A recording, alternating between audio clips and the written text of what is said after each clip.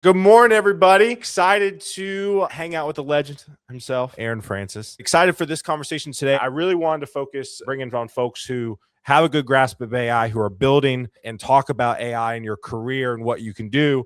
But then also, I want to bring on recruiters as well. So, Aaron is not a recruiter. Aaron falls into the first bucket. So, that's what we're going to talk about today. All right, let's give the people what they want, man. Who are you? What do you do? And we'll go from there. I'm Aaron. I'm a software developer, founder of a company called Try Hard Studios. I do a lot of things, and it seems like it's changing day to day, if not hour to hour. I love that. Let me ask you this. How can people get started as a developer to really start to get this thing under their belt? Specifically, you should download Cloud Code, the CLI tool. You should spend $20 of hopefully your company's money and get on the low tier paid plan.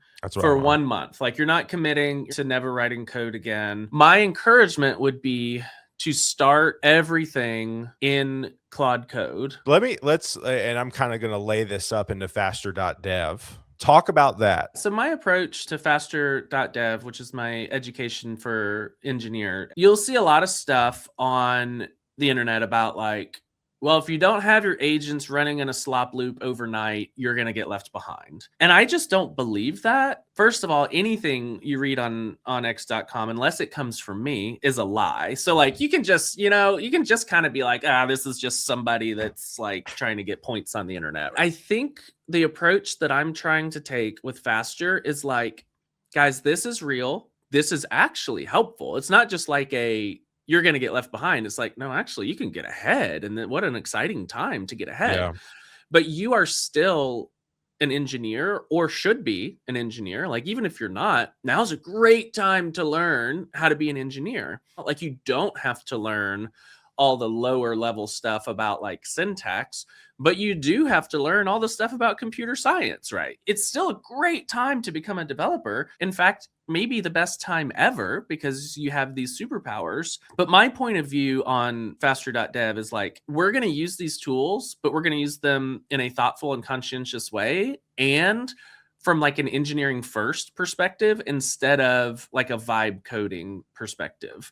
But if you're working at a company or you're building a product that's going to go out to people that trust you with their US dollars, then you need to be serious about it. And I think AI assisted engineering is fundamentally different than vibe coding. And with AI assisted engineering, you have to know about stuff like state machines, and you have to know about stuff like idempotency and like static analysis, and that's fine. We've been learning stuff since the beginning. Like, this is no different.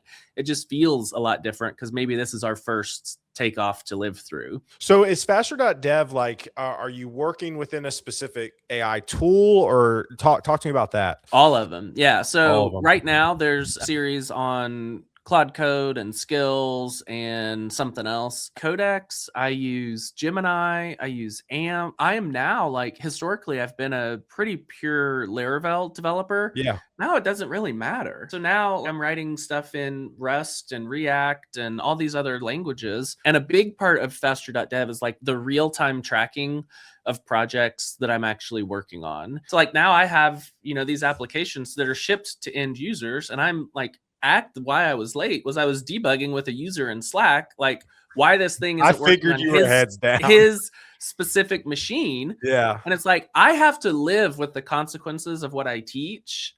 And so I'm hoping that these projects that you're following on faster.dev will keep me honest to be like, listen, you could run a Ralph loop for 8 hours, but I'm not going to do that because I have to ship this to users and they're going to Slack me when it's broken and I'm going to have to fix it. And so I'm hoping that keeps me like on the straight and narrow of being a practitioner who also really has a heart for teaching, rather than just making stuff up because it gets a lot of clicks. Like, I have not installed OpenClaw because I've got a business to run. Like this, it would be great content, but it doesn't do anything for me. And so my hope is that for practicing engineers, faster.dev becomes the place that you trust. I love that. Man, that was great. We'll clip that and send it to you. David brings up a good question. Is learning AI for young folks? Am I too old to learn AI? Thoughts, Aaron? You're never too old for anything, except Yeah. maybe like the Olympics or something. But like, no, I think AI is a multiplier for things that you already know. I think I am way, way better at using AI than people that didn't spend 20 years being a developer, because I can look at what Claude is doing and be like, dude, stop. Yeah. Just implement this data structure and all of our if statements go away. Like, what are you thinking? And then you tell Claude that and it's like, it's very smart, my friend. And I'm like, I know, you're supposed to know that. So no, I don't think it's just for young folks. I think it is just for curious folks. So I don't think curiosity has a correlation with old or young. Maybe it has a correlation but not a causation. Like, I think you can be old and curious, or you can be young and stubborn. And I think if you're curious, you can pretty much learn anything. I mean, if you're stubborn, it's hard to learn anything at all. I love it. What are your thoughts on founders who think they don't need developers anymore, especially because they have bad experience with them? Go ye with God. Good luck. I don't think it's going to work out for you. No, I don't I think it's going to mean, work either. I think if you've had bad experience with developers, that is potentially normal. We can be a prickly bunch. I think it's also potentially just part of running a business is you have Yeah. employees. As far as like, you don't need developers anymore, I think a lot of founders are going to find out that that is woefully misguided. I think founders and product managers and designers are frustrated with engineers because they have been kind of the gatekeepers for a long time. And I think engineers are frustrated with founders and product managers and designers because engineers feel like they're doing the important work and everybody else is just LARPing. And I think everybody's got to come to Jesus and be like, all right, well, the walls are kind of breaking down a little bit. I agree. Everybody needs everybody else. And this, again, as smart as these gods are, they're not perfect. And we No. still need developers. We still need designers. I think we probably still need product managers. And do those lines blur? I think a little bit. I don't know that on average, traditionally, back-end engineer is going to have a huge desire to be a product manager. No. I do. I think it's fun. I love figuring out the UX, talking to customer. Like, I think that's great. But the person who's like deep in the code and pulling tickets, I don't think they want to be a product manager. And I don't think a product manager is going to be great at building out a complex backend system. And so right now, everybody's like, finally, I don't need these morons. And everybody else is like, finally, I don't need these morons. And I think it's just going to normalize to be like, all right, maybe we should just work together a little bit better. To me, it just seems we're heading to the language doesn't really matter, but more the problem solving and delivering value to users. Is that off base there? In fact, I think that has always been on base. I think Okay. that has always been the real value. I think it's a combination of developers not wanting to do that historically, Yeah. developers just wanting to tinker with code. I think not so much in the past, maybe 2 years, but maybe like the 5 years before that, money was free. And Yeah. so it was like, hey, let's hire 1,000 developers Yeah. and have them all work on nothing Yeah. except JavaScript frameworks for some reason. And the money will just keep flowing. And then somebody Yeah. turned off the spigot and AI came about. And it's like, oh man, what if we like have to focus on shipping product and delighting our users? It's like, oh, imagine that. That's I know. crazy. Yeah. And so I think a couple of things have conspired to the point where, and that's maybe part of the frustration of the business leaders, is like, what have we been paying you all Yes. ungodly amounts of money for if Yeah. you're just going to argue on Twitter about whether Remix or Tan Stack is better? Because we know Yeah. Next isn't good. And so it's like, now it's like, one, that matters way less. And two, everyone's moving faster.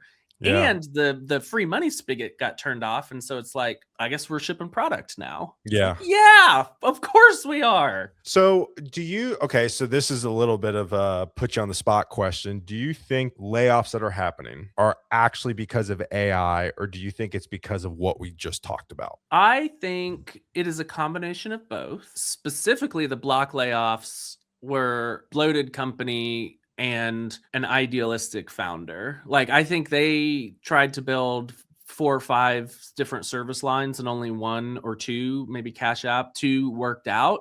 Yeah. And so when money was free, they hired 5,000 extra people, literally. And then last week or the week before, they laid off 4,000 people. So now they're down to 6 total or 5 total, whatever. And so I think it's a combination of we super overhired because we could and because everyone else was. We super overhired. We thought we were going to build 8 businesses. We ended up building 2. I mean, the reports coming out of Stripe, who haven't, to my knowledge, laid people off, is they've got a team of internal minions, which is what they call their agents plus harnesses, that are like merging thousands of PRs a day. And so it's not illusory that like AI is speeding things up. Sure. What I think is convenient is that you can lay off you can cover some of your mistakes with the AI out, Sure. and people will call you Agreed. brave and smart. Agreed. When in reality, some portion, and I'm not ascribing a percentage, but some portion is simply overhiring during the 0 interest rates, right? And so, and we've seen companies lay off customer service and then bring them back. And so I don't know, like as bad as X is, I don't know that mainstream media in terms of like PR is better. Like, what is Jack Dorsey going to say? I messed up and hired too many people? He could have, but he didn't. And so he said AI is, and now it's like, oh, AI is changing the world. And nobody's malicious in that case. Maybe Jack believes it. Maybe, TechCrunch believes it. But is it at the heart of it actually true? Right. Maybe less than 100% true. Yeah. Yeah, exactly. I feel like right now it's more important ever to try to build stuff for some sect of users. Maybe your neighborhood has a bunch of missing cats and you want to develop something to keep track of all the cat. I don't know what it is, but I feel like I've always talked about building in public. I think you're big on it. I'm big on it. You and I give very similar talks about the importance of putting yourself out there. Yours is of course way better than mine. And so like, I just feel like that's the answer, especially for the junior crowd. Thoughts on that? Yeah, I think it depends on context. I don't think that spiritually that path has changed. I think that functionally it's changed quite a bit.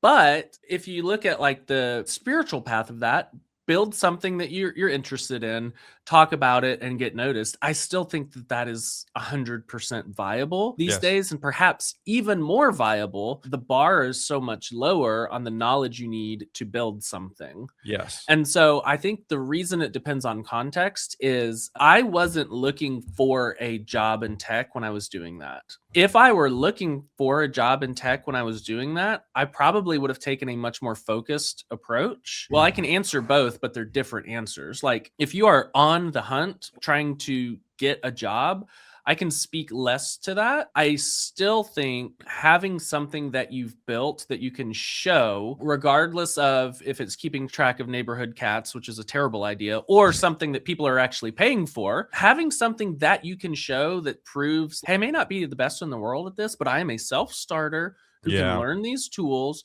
who knows how to like stand up, even if it's just Vercel, stand up GitHub and Vercel and have a URL that points to a live project that I've actually done. I feel like that's going to put you leaps and bounds ahead of the pick me crew, which is like, look at my resume, which I know you love resumes. On the other hand, if you're like, I have a job, it's fine, I don't really want to go into tech, I just want to build something, I think that is the sweet spot right now. Yeah. Also, my wife just texted me. She said, I love your guest background. So just thanks. FYI.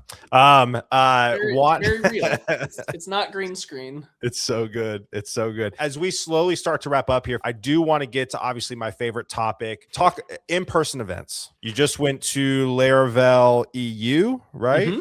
Yep. Obviously, we're really big on it at Torque. Talk about just some general thoughts there as we slowly start to wrap up. Yeah. So what I went to was a tech conference, and kind of the dichotomy of the tech conference is, I think in some regard, the highly technical talks from stage are becoming less valuable. That is not universally true, but I think at like a Gen Pop conference, which is like what Laracon is, it's like the average developer. We're still early on this, but I think the highly technical talks are becoming less useful. Yes. Now, at something like a KubeCon, where it's like, I'm not a Gen Pop developer, I'm like deep in the weeds. I'm like nerds, building databases. Yes. Yes. Highly technical talks are probably going to thrive there for a long time. But for like Commit Your Code or Laracon or React Miami, I don't know. And this is like pure Think Boy stuff. This is not proclamation. I don't know how long the tech talks will be valuable, which is not to say that the conferences aren't valuable. And that's where it gets weird, right? Because I think the Exactly. conferences are more valuable than ever. Yes. I think there will be some sort of invisible hand that pushes the talks to be different. I don't know what different that becomes, whether that is how to use AI or how to build products or whatever. I think the invisible hand will push it that way because the audience will be like, brother, I don't need to know how to scope this certain thing in React. Like Claude does that for me. Right. I think the conference organizers will maybe be the visible hand that pushes that one way or another, but I think the market will decide on that. But what I think is important about conferences is all of the interstitial programming, which is like what happens at every moment someone is not on stage. I think that is, in some ways, that has always been the valuable stuff, but I think that is becoming even more valuable. Like what happens between talks, what happens on night 0 before the conference starts, what happens after all the talks are over on day 1, what happens at lunch.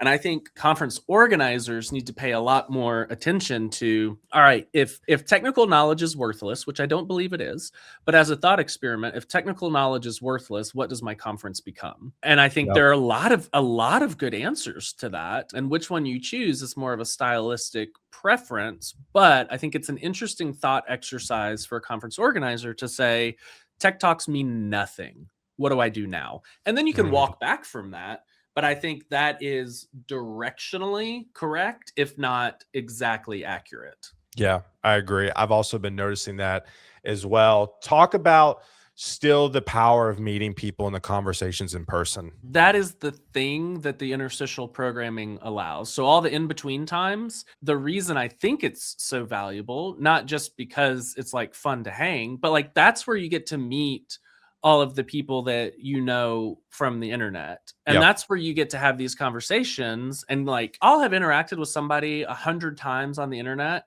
and I'm like, no, this person seems cool. And then I meet them in person and I'm like, okay, I got to follow them. I got to start DMing with them. Like they're awesome. I finally met them.